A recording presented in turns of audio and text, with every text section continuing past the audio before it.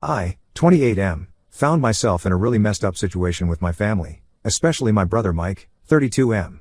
This is a long story, but I need to share all the details to explain how things got so bad between us. Mike and I grew up in a middle-class family in Boston. Despite the 4-year age gap, we were really close as kids. Our mom passed away from cancer when I was 16 and Mike was 20.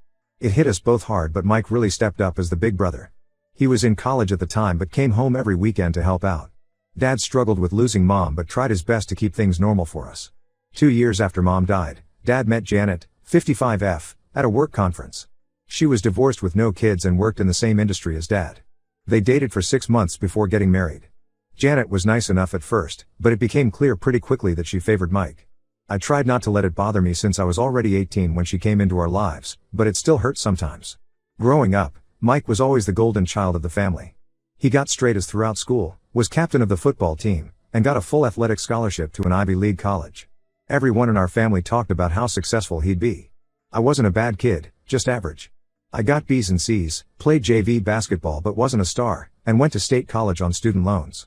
Dad never directly compared us, but I could tell he was prouder of Mike's achievements. After college, Mike went straight into working for Dad's construction company. Within 5 years, he'd worked his way up to VP of operations. Meanwhile, I got an okay job in marketing at a local firm. The pay was decent but nothing spectacular. Mike bought a big house in the suburbs with his wife Sarah, 30F, while I rented a 1-bedroom apartment in the city. Our grandmother, Dad's mom, lived about an hour away in this beautiful old Victorian house. She was pretty well off from my grandfather's life insurance and smart investments. Mike and I both spent a lot of time at her house growing up. She taught me how to garden and cook, while she and Mike would spend hours talking about business and investments. I always thought she was closer to Mike because they had more in common. Last year, Grandma passed away after a short battle with pneumonia. The whole family gathered for the reading of her will. I expected Mike to inherit the house since he had a family and made better money. Everyone seemed to think that's how it would go. But when the lawyer read the will, I was shocked to learn she'd left me the house and a significant amount of money, around $400,000 in total. Mike only got some family heirlooms, antique furniture, photo albums, and Grandpa's old watch collection. The look on his face when the lawyer announced everything is something I'll never forget. He tried to play it cool, but I could tell he was angry and hurt. Janet immediately started questioning if Grandma had been in her right mind when she wrote the will, but the lawyer confirmed everything was legally sound. I decided to rent out Grandma's house since I liked my apartment and it was closer to work. The rental income helped me save up and live more comfortably. I also started fixing up parts of the house on weekends, using skills Grandma had taught me. Mike never directly brought up the inheritance again, but things got weird between us. He stopped inviting me to family gatherings at his place. When I tried to arrange hangouts, he always had excuses. Work was busy, the kids were sick, he had plans with Sarah's family. At Dad and Janet's house, he'd barely acknowledge me. I figured he just needed time to process everything. 3 months ago, my apartment building got taken over by new management. Within weeks, they claimed they'd received multiple noise complaints about me. This made no sense. I live alone, work long hours, and rarely even have friends over. My neighbors never had issues with me before. Then they said someone reported me for having an unauthorized pet. I don't even have a pet, I'm allergic to cats and don't have time for a dog. When I pointed this out, they claimed they'd gotten photos showing a cat in my window. I asked to see these photos, but they always had excuses for why they couldn't show them. Finally, they hit me with a series of lease violations, unauthorized modifications to the apartment. I hadn't changed anything, excessive guests, I barely have visitors, and noise violations during quiet hours. I'm usually asleep by 10. Despite providing evidence that none of this was true, they informed me they wouldn't be renewing my lease when it ended in 30 days. I was forced to move into a crappy monthly rental while looking for something permanent. The whole situation seemed suspicious, so I started asking around. My next door neighbor mentioned she'd seen Mike talking to the building manager multiple times in the weeks before the complaint started. When I asked why my brother would be there, she said they seemed to be having intense conversations in the manager's office. I confronted Mike about it, but he completely denied everything. He claimed he'd only been in the building once to drop off a birthday card, which I never received. Something felt off about his story, but I had no proof. Last week was Dad and Janet's 15th anniversary dinner. The whole family gathered at their house, including Mike and Sarah. Everyone was talking about my apartment situation and Mike was acting all concerned, asking if I'd found a new place yet, offering suggestions for areas to look. Something in me snapped. I revealed right there that I knew he'd been talking to my building manager. I had gotten security camera footage from the building showing him entering the management office at least 5 times over 2 weeks. Then I told everyone how he'd been jealous about Grandma's inheritance and was trying to force me to sell the house by making me homeless. Mike completely lost it. His face went red and he started yelling. He admitted everything, How he'd convinced the manager I was a problem tenant by bribing him. How he thought it was unfair Grandma left me the house when he had a family to support. How he assumed I'd have to sell the house to afford a new place to live in this market. He said I didn't deserve the inheritance because I'd never been as successful as him. Dad was furious. Janet tried defending Mike, saying he was just upset about being overlooked by Grandma, but Dad shut her down hard. He said what Mike did was unforgivable. Mike and Sarah stormed out of the dinner, with Janet following them. The rest of the dinner was ruined. Dad apologized to me later and said he had no idea Mike would do something like this. He's barely speaking to Mike now. The rest of the family is divided. Some think I should have handled it privately, others say Mike deserved to be exposed publicly for trying to make his own brother homeless. I moved into Grandma's house temporarily while looking for a new apartment. Mike keeps trying to call and text to apologize, but I'm not ready to forgive him. He actively tried to make me homeless out of spite and jealousy. If he hadn't been caught, he would have kept going until he forced me to sell. Ida for exposing him at dinner instead of dealing with it privately? Update 1. It's been 2 weeks since the dinner incident, and everything has gotten so much worse than I could have imagined. A lot of shocking things have come to light that make this whole situation even more complicated. The day after I posted, Mike's wife Sarah reached out to me. She asked to meet somewhere private where we wouldn't run into any family members, so we met at a small coffee shop on the other side of town. What she told me over the next 2 hours made me realize this situation goes way deeper than just jealousy over Grandma's inheritance. According to Sarah, Mike started acting strange about 6 months before Grandma died. He was staying late at work, being secretive with his phone, and getting really defensive about their finances. Sarah initially thought he was having an affair, but the truth was much worse. Mike had taken out massive loans against his share of Dad's business to invest in cryptocurrency. Sarah showed me all the documentation on her phone. Without telling anyone, Mike had leveraged his 30% stake in the company to borrow over $200,000 from 3 different lenders. He was convinced crypto was going to make him a millionaire. He kept telling Sarah they were about to be rich. Then the crypto market crashed last year and he lost almost everything. Mike didn't tell anyone about the losses, not even Sarah. She only found out when bill collectors started calling their house looking for him. They're drowning in debt now. Their credit cards are maxed out, they've taken second and third mortgages on their house, and they're behind on their car payments. Sarah showed me their bank statements, they're barely staying afloat. This is where things get even more twisted. Mike had apparently convinced himself that since I got Grandma's inheritance, he deserved to inherit Dad's entire business to make things fair. He thought if he could force me to sell Grandma's house, I'd have no choice but to move away for work since I wouldn't be able to afford living in this area anymore. Then he'd have Dad's full attention and eventually talk him into signing over the whole company. Sarah found emails between Mike and the building manager where they planned the whole thing. Mike paid the guy $5,000 to fabricate complaints and force me out. He was planning to do the same thing wherever I moved next until I had no choice but to leave town. The building manager even suggested ways to make the harassment seem legitimate so I couldn't fight it legally. What makes this even worse is that Mike has been embezzling from Dad's company to cover his loan payments. Sarah found spreadsheets where he's been cooking the books, moving money between accounts to hide the missing funds. Dad has no idea his company's finances have been compromised. Mike somehow managed to hide it during their last audit. Sarah is filing for divorce. She said this whole situation opened her eyes to who Mike really is. She can't trust him anymore after discovering the massive debt and seeing how he tried to sabotage his own brother. She's been quietly moving whatever money is left into separate accounts and meeting with divorce lawyers. She's terrified Mike will empty their accounts if he finds out she's leaving. She begged me not to tell Dad about the loans and embezzlement yet. She's worried Mike might do something really desperate if everything falls apart at once. She needs time to get her and the kids somewhere safe first. I feel sick keeping this from Dad, but I understand her concerns. Mike's been acting increasingly erratic. The family is still completely divided over the dinner incident. Janet has barely spoken to Dad since that night because he's taking my side. She moved into their guest room and they've been fighting constantly. My aunts and uncles are choosing sides. Mom's family is supporting me while most of Dad's siblings are defending Mike. Some of my cousins reached out to reveal that Mike had been trying to turn them against me for months. He told them I had manipulated Grandma while she was sick, convincing her to change her will in my favor. He claimed I had prevented him from visiting her in her final weeks. None of that was true. Mike was too busy with his crypto obsession to visit Grandma much near the end. I'm still staying in Grandma's house for now. The tenant's lease was up anyway, and it feels right being here. Yesterday I found a box of old photos in the attic, pictures of Mike and me as kids playing in the backyard, building snowmen, opening Christmas presents together. We were so close once. He was my hero growing up. I used to tell everyone my big brother was the smartest, coolest person I knew. I keep asking myself if I could have seen this coming. Were there signs that money and status meant this much to him? Should I have noticed something was wrong when he stopped wanting to spend time with me? Part of me feels guilty for not realizing my brother was in so much trouble, even though he was actively trying to hurt me. Sarah calls every day with updates. Mike's getting more paranoid, convinced someone at work is going to expose his financial schemes. He's drinking heavily and missing important meetings. It's only a matter of time before Dad notices something's wrong with the company accounts. I don't know what to do with all this information. Mike's actions are unforgivable. He tried to make me homeless out of pure greed and spite. But he's still my brother, and knowing he's about to lose everything doesn't make me feel any better.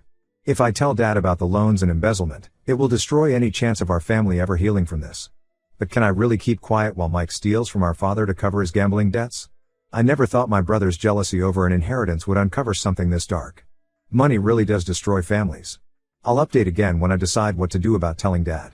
Update 2. It's been 2 months since my last update, and everything has completely fallen apart in ways I never imagined possible. I had to tell Dad about Mike's loans because things got really dangerous. 3 weeks ago, Sarah finally filed for divorce and moved in with her sister, taking the kids with her. She waited until Mike was at work, packed their essential belongings, and left. She had already transferred most of their accessible money to new accounts. When Mike came home to an empty house and divorce papers, he completely lost it. He showed up at Grandma's house at 2 a.m., completely drunk and out of control. He was screaming in the front yard about how I'd ruined his life, destroyed his marriage, and turned everyone against him. My neighbors called to warn me he was out there with a gas can, threatening to burn down the house. He kept yelling about how if he couldn't have Grandma's house, no one should. I called the police and locked myself in the upstairs bathroom. I could hear him breaking windows downstairs. By the time the police arrived, he'd already poured gasoline on the front porch. They arrested him before he could light anything on fire. The next morning, I filed for a restraining order. When Dad asked why Mike would try to burn down the house, I had to tell him everything: the crypto losses, the hidden loans, the embezzlement from the company. Sarah sent over all the documentation she'd collected. Dad spent hours going through everything, getting paler by the minute as he realized how much money Mike had stolen. Dad had to bring in forensic accountants to review everything. They discovered Mike had taken over $300,000 from the company, way more than Sarah originally found. He'd been falsifying invoices, creating fake vendor payments, and moving money between accounts to hide the theft. Dad had to contact all their major clients and the bank to deal with the fallout. Mike got fired immediately. Dad had to restructure huge parts of the company to cover the missing money. He mortgaged several properties and had to lay off some long-time employees. The business will survive, but it's been badly damaged. Some clients pulled their contracts after news got out. Janet finally showed her true colors through all this. Instead of being horrified by what Mike did, she blamed me for exposing him. She said I should give Mike half of Grandma's inheritance to help him pay back the money and keep him out of jail. When Dad refused to support her crazy demand, she moved out. They're separating now too. After making bail, Mike disappeared for a few weeks. Nobody knew where he went. Then last week, he tried accessing the company accounts again from a hotel computer. When that failed, he emptied what was left in his and Sarah's joint accounts, her backup savings she hadn't been able to transfer, and bought a plane ticket to Mexico. Thankfully, Sarah had put a fraud alert on their accounts. The bank notified her, and she contacted the police. They caught him at the airport with fake travel documents and nearly $50,000 in cash. Sarah pressed charges for financial fraud and violating the restraining order. The DA is also looking at charges for attempted arson and embezzlement. The police investigation revealed more about Mike's scheme with my old building manager. He'd paid the guy nearly $15,000 in bribes to fabricate lease violations and force me out. The manager confessed everything, hoping for leniency. He provided copies of texts showing Mike had planned to follow me to any new apartment and do the same thing again. Dad is trying to hold everything together, but I can tell he's really struggling. He apologized again for not seeing what Mike had become. I don't blame him. Mike fooled everyone. Dad had to postpone his retirement and will probably have to work several more years to rebuild the company's finances. The family is still divided, but now it's worse. Janet's family is spreading rumors that I somehow tricked Mike into stealing money and manipulated Sarah into leaving him. Mom's family has completely cut contact with that side. Holiday gatherings are probably ruined forever. Mike's facing serious prison time between the fraud, embezzlement, and attempted arson charges. His lawyer is trying to negotiate a plea deal, but the DA isn't being lenient given how much money was involved. Sarah's divorce is moving forward and she's seeking full custody, which seems likely given everything that's happened. I'm still living in Grandma's house. The attempted arson damaged the porch and some windows, but it's mostly repaired now.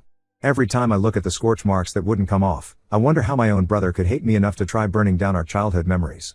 Money and greed really can poison people's souls. Dad comes over more often now. We're slowly rebuilding our relationship without Mike and Janet's toxic influence. But sometimes I catch him staring at those old family photos on the wall, and I know he's wondering where he went wrong with Mike. I wish I had an answer for him. Update 3. A year has passed since the original events, and I wanted to give a final update on how everything turned out. A lot has changed in our family, and some wounds may never fully heal. Mike took a plea deal 6 months ago. He's serving 18 months in a minimum security prison for fraud, embezzlement, and attempted arson. The DA pushed for a longer sentence, but his lawyer argued that his crypto addiction was like gambling addiction and he needed treatment more than punishment.